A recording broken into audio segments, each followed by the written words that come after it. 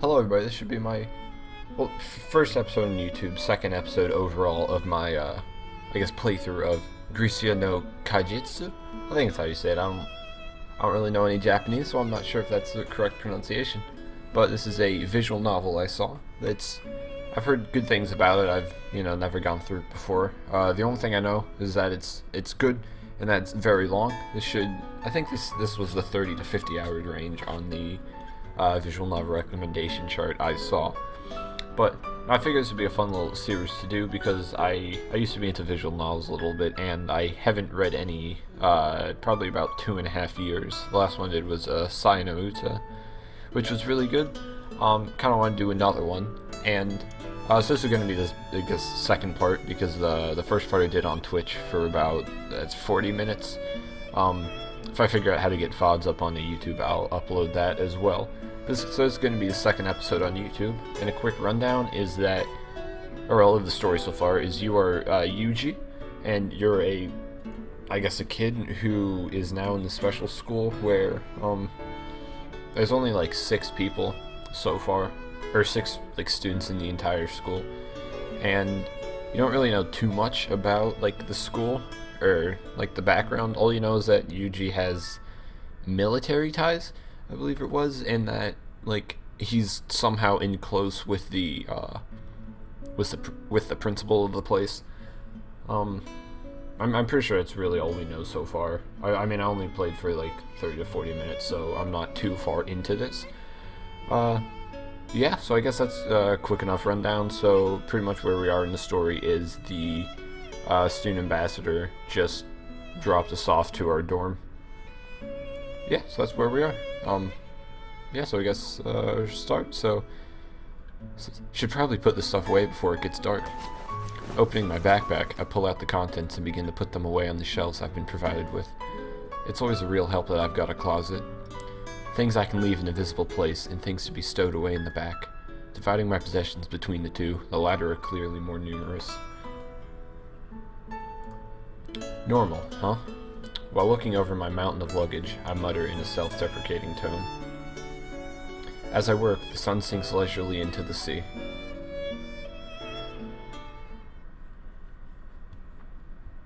That would have been the perfect place to start this episode. Start episode. At my usual time, 4:45 a.m., I wake up in my usual way and run the course I'd marked down mentally on my way here. To tell the truth, when I was stopped by the policeman yesterday, it was because I'd been wandering back and forth in the same place while planning out a possible marathon route. Good kid, running a marathon this young. I woke up at the usual time, ran at the usual time, and now I'm eating my usual breakfast menu.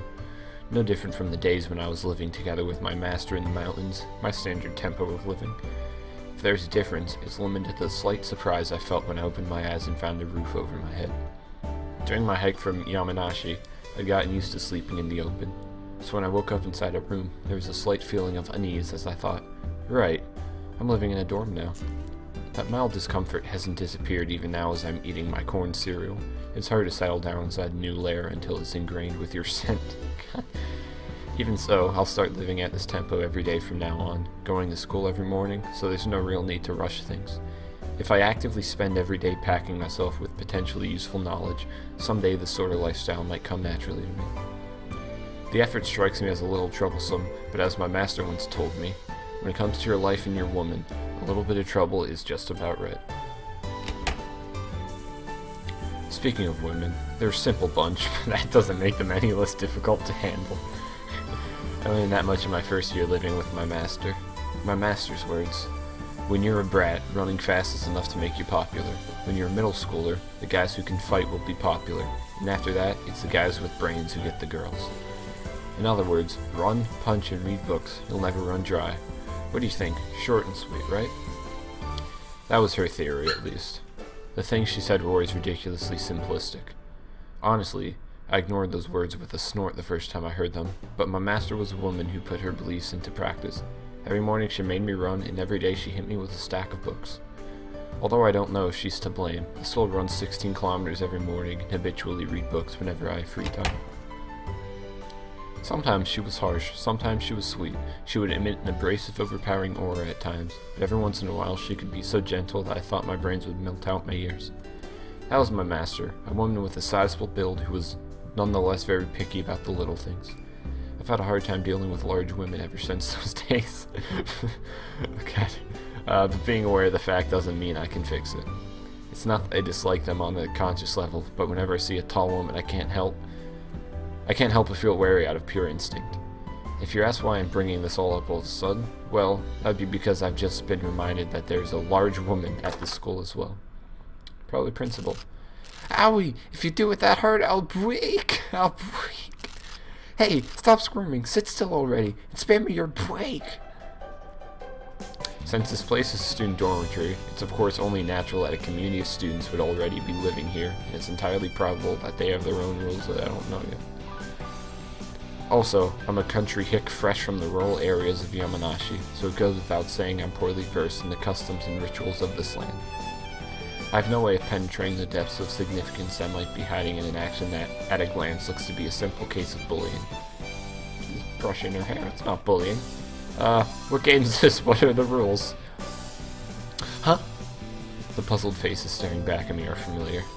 It's the little girl/big woman combo I arbitrarily named the Cicada Sisters when I first arrived at the school yesterday. That's a weird uniform, though. Who are you? Who do you think?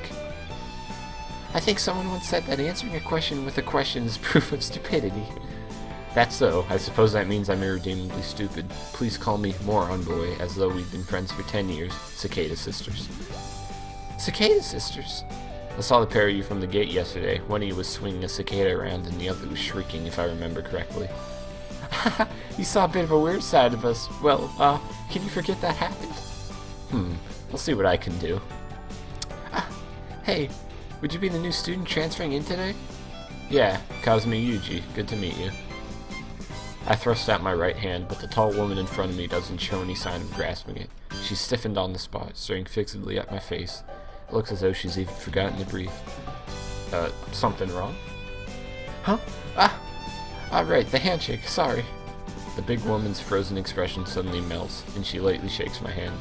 It's an unexpectedly small, but decidedly cold hand. Kazami Yūji? Yūji-kun. Oh, I see. I'm Swowo... God, this name. Swowo Amane. Nice to meet you, Yūji-kun. Come on, Makina. Aren't you going to introduce yourself? Why do I... He's not going to bite. Your name? Makina. Irisu Makina. Iris Makina. Iris is a Greek god. And isn't Makina a Latin word? Literally translated to be something like Mecha Rainbow Goddess. Not quite. What country are you from? Haha, you might not guess it from the way it sounds, but it's Irisu and Makina. Irisu Makina. She's Japanese. Wasn't she speaking English just now? She's a bit linguistically confused. She flew around all sorts of foreign countries with her parents up until she was 6 years old. I see. Well, good to meet you. Staring at my outstretched hands in silence, Makina clings to Amane's back as trying to hide herself. What's wrong? Sorry, this girl is pretty shy around strangers, and not really used to boys. She spent a long time in the hospital, for one thing. She hasn't met many guys around her age. I think she's a little confused on how to deal with you. I withdraw the hand I'd been holding out towards Makina. There's no need to force her to deal with me in the first place, I guess. It's fine. If we spoil her like that, she'll never change. Come on, Makina. How about a handshake? Don't give me... Kids who can't manage a proper greeting don't get any snacks. Is don't get any snacks supposed to be an effective threat in this day and age? Or so I thought. But hearing those words, Makina bites her lips tightly and extends her right hands toward me with a strained expression. I gently clasp her small hand and put on the natural-looking fake smile I learned from my master. I'm Kazami Yūji. Good to meet you. I'm Irisu Makina. Nice to meet you. Her voice is small and marked by a distinct lisp. Her hand is as tiny as her body, and it's hot like that of a child. See, he's not scary, right? Let's just say hello. How about you two talk a bit? Oh. Hold on. after all. Is that right? What's your favorite animal? I like dogs. What about it? An answer before the question this time. I'm not really that indecisive sort. I don't hesitate when I need to come up with an answer, even more so when I have an important decision to make. Compared to failing without even trying, I'd rather take action, even at the risk of a mistake. Oh, very cool. Are you mocking me?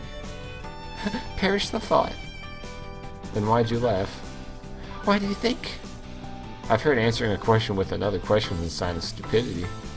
Oh my, I suppose that means I'm an idiot. From now on, please call me Moron Girl, as though we've been friends for 10 years. Got it, Moron Girl. I'm laughing now, but say that again and I won't end well. What a troublesome woman. Oh, you're leaving already? I don't feel like being late on my first day. There's still an hour until class starts, you know. I'm used to waiting. I'll kill time sightseeing over there or something. I'm not gonna say that's a bad idea, but it seems a little weird. I get that a lot. Well, I'll see you in class. Yūji-kun, wait a sec. What? Mind if I ask you a question as well? If it's something I can answer. Well... Sorry, never mind. If you've got something to say, spit it out. No need to hold back. I'll ask you a little later, after I've gotten my thoughts together. Hey, good pictures for a thumbnail here. I see. I don't understand the thought patterns of large women. Oh god. My master would proudly say, if you don't understand by now, you never will. But my own thoughts are more along the lines of, even if I could understand, why bother?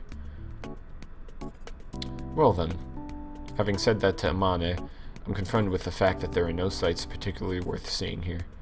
There's easily an hour until the start of class. I've obviously woken up too early. Well, still better than being late, I guess. Might as well wait in the classroom. Right after I mumble those words, just as I begin walking down the hallway. This guy better be a woman. What the? As I'm making my way towards the classroom the principal had described yesterday, I hear something resembling a scream. No, not a scream exactly. The hell? Although it doesn't seem to be an emergency situation, I'm certainly a bit concerned by this sound. It's dramatically out of place in the otherwise quiet morning schoolhouse.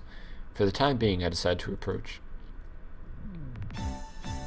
Oh god, she's singing. When I peer inside through the hallway window, I find a single woman shouting in the direction of the blackboard. Judging from the fact that she's wearing a uniform, it seems that she's a student here like Sachi, Amane, and Makina. Apparently oblivious to my presence, she continues her routine. Oh, that's a good one. Print screen. Okay, that should be good. Apparently oblivious to my presence, she continues her routine.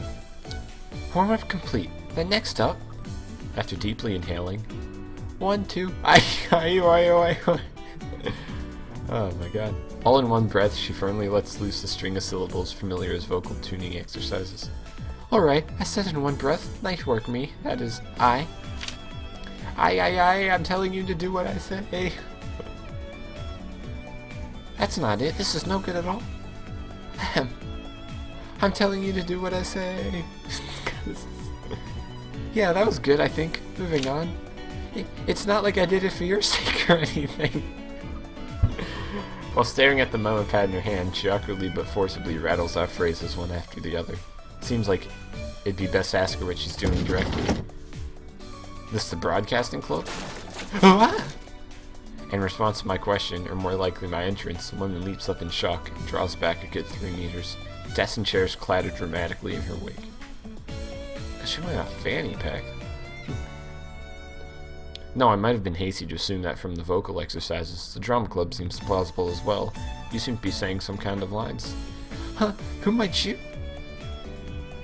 Who do you think you are?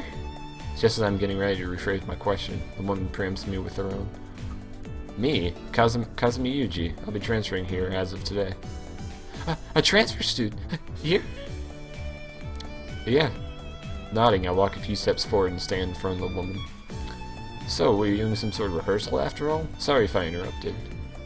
I'm not acting at all. Not at all. That's just me. That's how I am. So don't worry about it. No worry about it. Which is it? Forget it already. Just sit down. I don't quite follow, but if I start asking questions, she'll probably get even noisier, so I choose the path of least resistance. Stay cool. He's a transfer student. The first impression is crucial. You can do this, Michiru.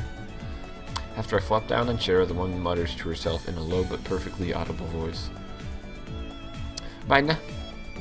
It's... God.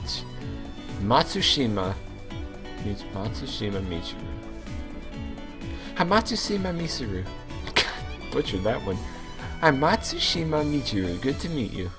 In contrast, she delivers her self-introduction with an artificial brightness. That's so. Initials MM. Yeah, but it's not like that makes me a massive masochist or anything. Nobody said anything remotely like that. Sorry about... that's what you were implying. Do you want to be called a masochist that badly? Of course not. God, that face. That doesn't even make sense. Quite an energetic woman. She drops the subject and forges boldly on ahead. Well, I do some representative sort of stuff for this class, so if you run into any problems, you might want to request my advice. What does that sorta mean? You know, because there's another class rep, so well, stop nitpicking. Fair enough. You're suspiciously understanding. Well, that's fine, but... The woman's voice suddenly grows quieter. I'm asking in advance, how are you with jokes? I wouldn't call myself an enthusiast. Glad I asked. She clears her throat affectedly.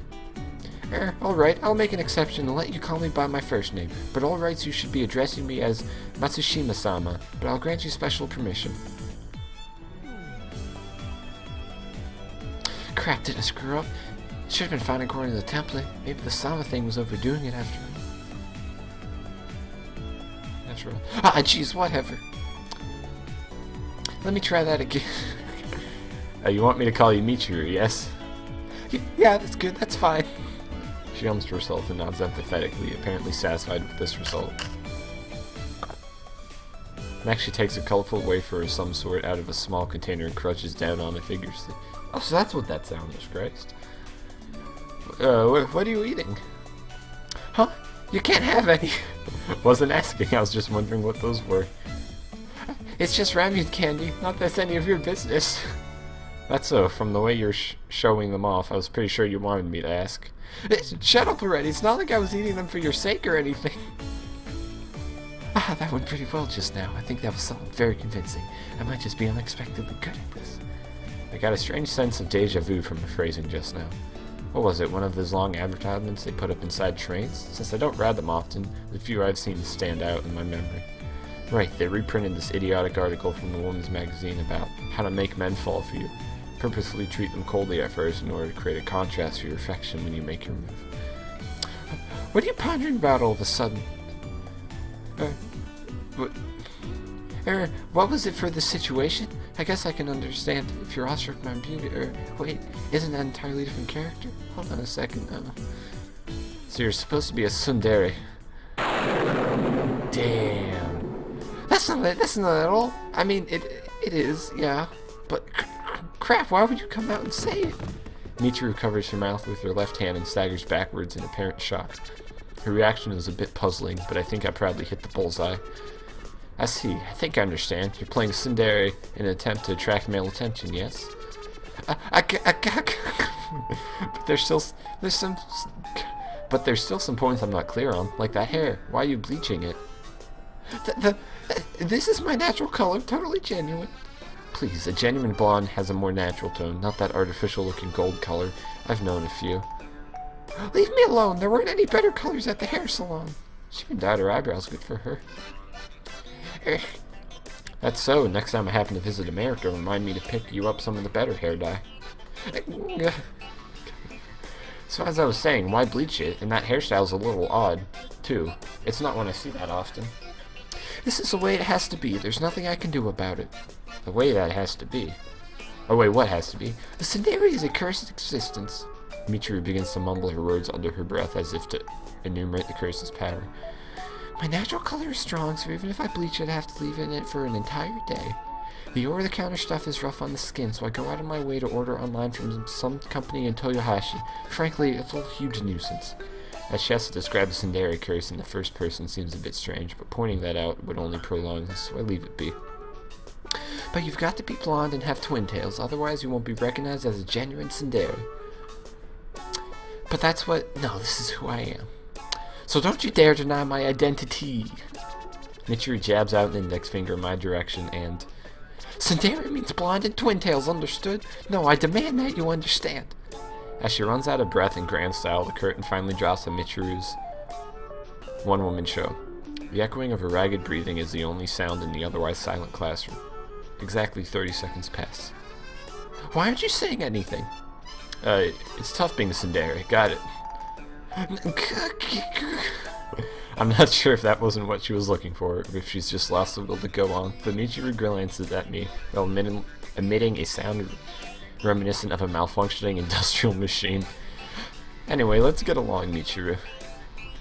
I don't want to get along with you. Why don't you get along with yourself, by yourself? Yeah, it goes without saying. I plan to get along just fine on my own. That's supposed to be the part where you stutter in confusion, idiot. It really isn't easy being a tsundere, is it? Leave me alone, go away! Finally breaking down, Michiru begins flinging waste paper, permanent markers, and anything else lying around in my direction in an attempt to drive me off. Are you crying? Sorry, my bad. I'm not crying, you jerk! God, that entire encounter, Jesus. My attempt at an apology seems to have only fueled her anger, so in the end I decide a temporary withdrawal is in fact called for. Class is starting in another 15 minutes, but it should be fine. I'll just kill some time somewhere. I mean, that's about 20 minutes in, so... I mean, that'll probably be as long as I keep those episodes. A good time to stop as well. So yeah, I'll probably upload these in parts, maybe like 3 or 4 times a week, depending on how much free time I have to record and deal with these. So yeah, thanks for watching, and look out for episode 3. Yeah. Goodbye.